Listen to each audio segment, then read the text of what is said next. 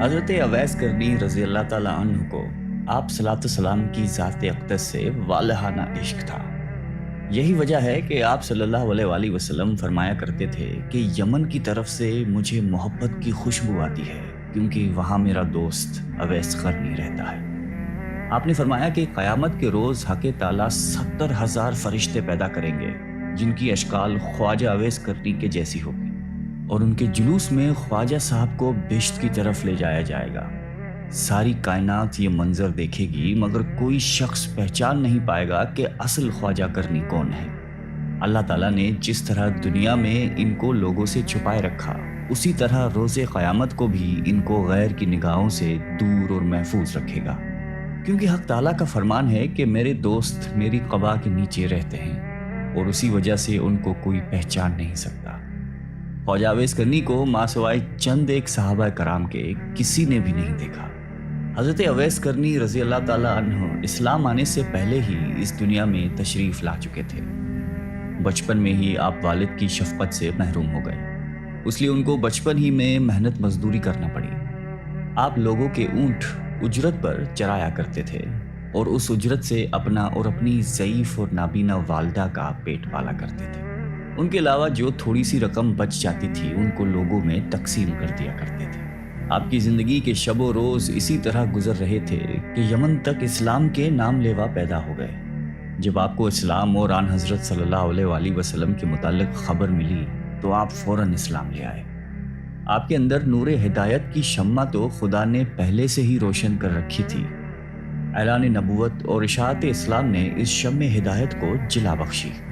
آپ رسول اللہ صلی اللہ علیہ وآلہ وسلم کے دیوانے اور شیدائی بن گئے۔ آپ صلی اللہ علیہ وآلہ وسلم فرماتے ہیں کہ اویس قرنی کو اسلام کی دولت سے اللہ تعالیٰ نے خود روشناس کرایا ہے، اور یہ خدا کی رحمت اور فضل کا اعجاز ہے کہ وہ میرا نادیدہ عاشق صادق بن گئے۔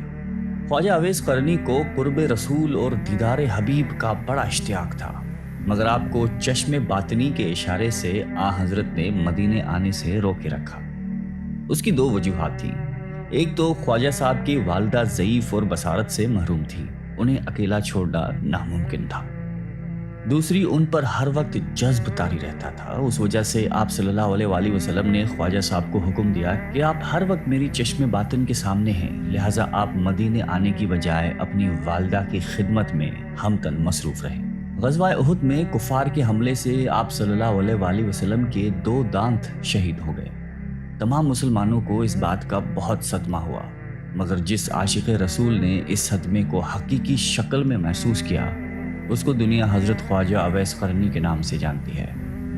آپ فرماتے ہیں کہ مجھے جب معلوم ہوا کہ میرے آقا سردار دو عالم کے 2 دانت مبارک شہید ہو گئے ہیں تو مجھے یہ بالکل معلوم نہ تھا کہ آپ کے کون سے دانت مبارک شہید ہو گئے ہیں، مگر آپ کی موافقت نے مجھے بے چین کر دیا۔ میں نے پہلے ایک دانت توڑا، پھر مجھے خیال ہوا کہ شاید یہ والا دانت نہ ٹوٹا ہو، پھر دوسرا توڑا، پھر تیسرا توڑا۔ غرض یہ کہ جوں جوں جنون موافقت شدت اختیار کرتا گیا میں دانت توڑتا چلا گیا، حتیٰ کہ سارے دانت توڑ ڈالے۔ اللہ تعالیٰ کو اپنے محبوب کے اس عاشق دلگیر کی یہ ادا بڑی پسند آئی اور اس کے لیے کیلے کا درخت پیدا کیا، کیونکہ ٹوٹے دانتوں کے ساتھ سوائے نرم کیلوں کے اور کوئی چیز کھانا ممکن نہیں تھی۔ صحابہ کرام نے آپ صلی اللہ علیہ وآلہ وسلم سے وقت وصال پوچھا کہ آپ کا خرقہ ہم کس کو دیں؟ آپ نے فرمایا کہ اویس قرنی کو۔ اس مقصد کی بجاوری کے لیے سیدنا حضرت عمر فاروق رضی اللہ تعالیٰ عنہ اور حضرت علی مرتضیٰ کوفہ تشریف لے گئے اور جمعہ نماز کے خطبے میں کہا، مسجد میں نجد سے تعلق رکھنے والے جتنے لوگ ہیں سب کھڑے ہو جائیں۔ چنانچہ اہل نجد کھڑے ہو گئے۔ ان سے پوچھا گیا کہ شہر میں کوئی اویس قرنی نام کا شخص ہے؟ سب نے جواب دیا کہ ہم اویس قرنی سے بالکل شناسا نہیں ہیں، ہاں البتہ ایک دیوانہ ہے جو لوگوں سے بیزار ہو چکا ہے اور ہر وقت ویرانوں میں رہتا ہے اور آبادی کی طرف بالکل نہیں آتا۔ حضرت عمر اور حضرت علی نے کہا کہ وہ کہاں ہے، ہمیں اس سے ملواؤ۔ عرض کی گئی کہ وہ وادی ارنا میں اونٹ چراتا ہے اور رات کو روکھی سوکھی کھا کر سوتا رہتا ہے، کسی سے بات نہیں کرتا۔ وہ کھانا جو ہم لوگ کھاتے ہیں اس کو پسند نہیں کرتا، لوگوں کو خوش دیکھتا ہے تو روتا ہے اور جب لوگوں کو روتے ہوئے دیکھتا ہے تو خوش ہوتا ہے۔ جب حضرت عمر اور حضرت علی وادی ارنا میں پہنچے تو انہوں نے دیکھا کہ خواجہ اویس قرنی نماز ادا کر رہے ہیں۔ और उनके ऊँटों को फरिश्ते चरा रहे हैं। जब ख्वाजा अवैस नमाज से फारिग हुए तो हज़रत उमर ने आपको अस्सलाम वालेकुम कहा। जवाब मिला वालेकुम अस्सलाम। हज़रत अली ने आपसे नाम पूछा। जवाब दिया कि मेरा नाम अल्लाह का बंदा है। हज़रत उमर ने कहा कि अल्लाह के बंदे तो हम सब हैं, आप अपना ख़ास नाम बताइए। ख्वाजा साहब बोले कि मेरा नाम अवैस है। हज़रत उमर ने उनका हाथ पकड़कर वो निशान देखा जिसके मुतालिक हज़रत सल्लल्लाहु अलैहि वसल्लम ने ज़िक्र फरमाया था कि वो निशान अवैस की शनाख्त की अलामत होगा। हज़रत उमर ने जब वो निशान अलामत ख्वाजा अवैस के हाथ पर देखा तो उनके हाथ को बोसा दिया और कहा कि ए अवैस क़रनी, रसूलुल्लाह सल्लल्लाहु अलैहि वसल्लम ने आपको सलाम भेजा है और साथ ही ये मरका भी इनायत फरमाया है और वसीयत फरमाई है कि आप उम्मत मोहम्मदिया की बख्शिश के लिए दुआ करें। ख्वाजा अवैस करनी ने फरमाया कि ए उमर और अली, आप लोग हज़रत सल्लल्लाहु अलैहि वसल्लम के रफ़ीक ख़ास हैं और मुझसे अव्वला हैं। दुआ तो आप लोग करें क्योंकि आपका मर्तबा खुदा की दरबार में बहुत बुलंद है। हज़रत उमर और हज़रत अली यकज़बां होकर बोले, हम तो दुआ करते हैं मगर आप बमूजब वसीयत रसूलुल्लाह सल्लल्लाहु अलैहि वसल्लम उम्मत मुसलमा के लिए दुआ फरमाइए। ख्वाजा अवैस करनी ने फिर कहा कि ए उमर और अली, आप गौर कर लीजिए, शायद मैं वो अवैस ना हूँ, वो कोई और हो जिसका जिक्र महबूब खुदा ने फरमाया हो। हज़रत उमर फ़ारूक ने फरमाया कि ए अवैस, रसूलुल्लाह सल्लल्लाहु अलैहि वसल्लम ने आपके मुतालिक 2 निशान बताए थे और वो दोनों निशान आपके पास मौजूद हैं, लिहाजा हमारी पहचान, शनाख्त और पहुँच बिल्कुल दुरुस्त है। ख्वाजा अवैस ने हज़रत उमर और हज़रत अली से कहा कि लाइए वो खिरका मुझे अता कीजिए ताकि मैं हस्ब हुक्म आका दुआ करूं। जब उनको खिरका दिया गया तो हज़रत उमर और हज़रत अली से कुछ फासले पर चले गए और ज़मीन पर सजदा रेज़ होकर बारगाह इलाही में अर्ज़ की कि ए खुदावंदे आलम, मैं उस वक्त तक ये खिरका न पहनूंगा जब तक तू सरकार दो आलम की सारी उम्मत को मेरी सिफारिश पर बख्शिश न दे देगा, क्योंकि पैगंबर इस्लाम ने ये मरका मुझे अता किया है और फ़ारूक और मुर्तज़ा ने मुझ तक पहुँचाने के फ़राइज़ अंजाम दिए हैं। अब तेरा काम है, तू मेरी दुआ सुन ले और कबूल कर ले।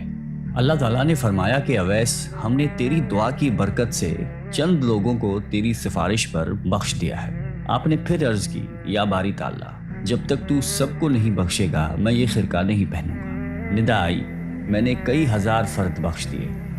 अर्ज़ की, मौला, मैं सबको बख्शवाना चाहता हूँ। अभी ये कह सुन चल रही थी कि हज़रत उमर और हज़रत अली आपके करीब चले गए। आप दोनों को ख्वाजा अवैस करनी ने कहा कि आप लोग यहाँ क्यों आ गए हैं? मेरा और खुदा का सिलसिला जारी था। आप लोगों की आमद न होती तो मैंने उस वक्त तक ये खिरका नहीं पहनना था जब तक अपने आका की सारी उम्मत को न बख्शवा लेता, और मुझे पूरा यकीन था कि हक़ ताला ने मेरी सिफारिश पर हुजूर सल्लल्लाहु अलैहि वसल्लम की उम्मत के हर फर्द को बख्श देना था। मशहूर सहाबी हज़रत रब्बी रज़ी अल्लाह ताला अन्हु कहते हैं कि जब मैं ख्वाजा अवैस करनी की ज़ियारत को गया तो मैंने उन्हें फजर की नमाज में मशगूल पाया। नमाज से फारिग हुए तो अपने दुरूद व वज़ाइफ में मसरूफ़ हो गए, यहाँ तक कि ज़ोहर का वक्त आ गया। फिर ये कि बाद दीगर तमाम नमाज़ों और ज़िक्र इलाही में ऐसे मगन हुए कि सारी रात गुजर गई। मैं उनका बगौर मुशाहिदा करता रहा। इस तरह 3 दिन गुजर गए। मैंने देखा और हैरान रह गया कि इन 3 दिन और रातों में हज़रत ने न कुछ खाया न पिया, बल्कि इबादत में मशगूल रहे और लम्हा भर के लिए भी आराम नहीं किया। चौथी रात आप थोड़ी देर के लिए सोए और कुछ खाना भी खाया। फिर इस्तग़फ़ार करने लगे कि या इलाही, मैं तुझसे पनाह मांगता हूँ, मैं नींद और भूख के गलबे में मुब्तला हो गया। हज़रत रब्बी कहते हैं कि ख्वाजा अवैस करनी ने रातों की तकसीम की हुई थी। एक रात में सजदा करते तो पूरी रात सजदे में ही गुजार देते, और अगर रुकू करते तो शब भर रुकू की हालत में रहते। किसी रात को क़याम में ही बसर करते। ग़रज़ ये कि हर रात को दूसरी रात की तरह जिंदा रखते थे। ख्वाजा अवैस करनी रज़ी अल्लाह ताला अन्हु को हज़रत उमर ने पैगाम भेजा कि अगर आपकी इजाज़त हो तो कूफा के गवर्नर को लिखूं कि वो आपका ख़ास ख्याल रखे। ख्वाजा साहब ने जवाब दिया कि मैं खुसूसियत के साथ ज़िंदगी बसर करने के सख्त खिलाफ हूँ। मेरा हाथ हाजत रवा के हाथ में है। मुझे तो बस याद इलाही से ग़रज़ है, वो मैं कर रहा हूँ और कोई चीज़ दरकार नहीं। उसके बाद आपने कूफा भी छोड़ दिया और किसी और इलाके में निकल गए जहां आपको कोई तलाश न कर सके। ایک دفعہ کا واقعہ ہے کہ حضرت اویس کرنی کو آپ صلی اللہ علیہ وآلہ وسلم کے دیدار کا شوق اس قدر پیدا ہوا کہ انہوں نے مدینے آنے کا ارادہ کیا۔ اب ادھر انہوں نے ارادہ کیا، ادھر آپ صلی اللہ علیہ وآلہ وسلم کو کسی غزوہ میں شرکت کرنے کے لیے مدینے سے باہر جانا پڑا۔ لیکن آپ صلی اللہ علیہ وسلم نے حضرت عائشہ سے فرمایا کہ میرے جانے کے بعد شاید کوئی مہمان آئے، اگر وہ یہاں آئے تو اس کی خوب خاطر مدارت کی جائے اور ہر طرح سے خیال رکھا جائے، کیونکہ وہ بڑا ہی پارسا انسان ہے، اور میرے آنے تک اس کو روکنے کی کوشش کی جائے۔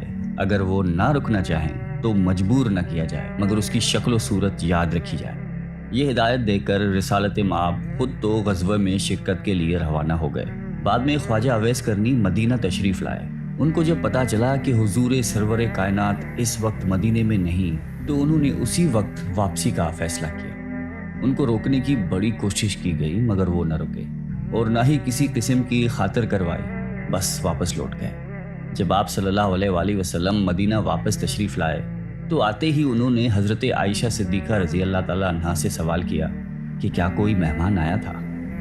ام المومنین نے عرض کی کہ اے اللہ کے رسول، ایک شخص جو کہ یمن سے آیا تھا، اس کی شکل و صورت چرواہوں کے جیسی تھی، آپ کو نہ پا کر وہ ایک لمحہ بھی یہاں نہیں ٹھہرا اور چلا گیا۔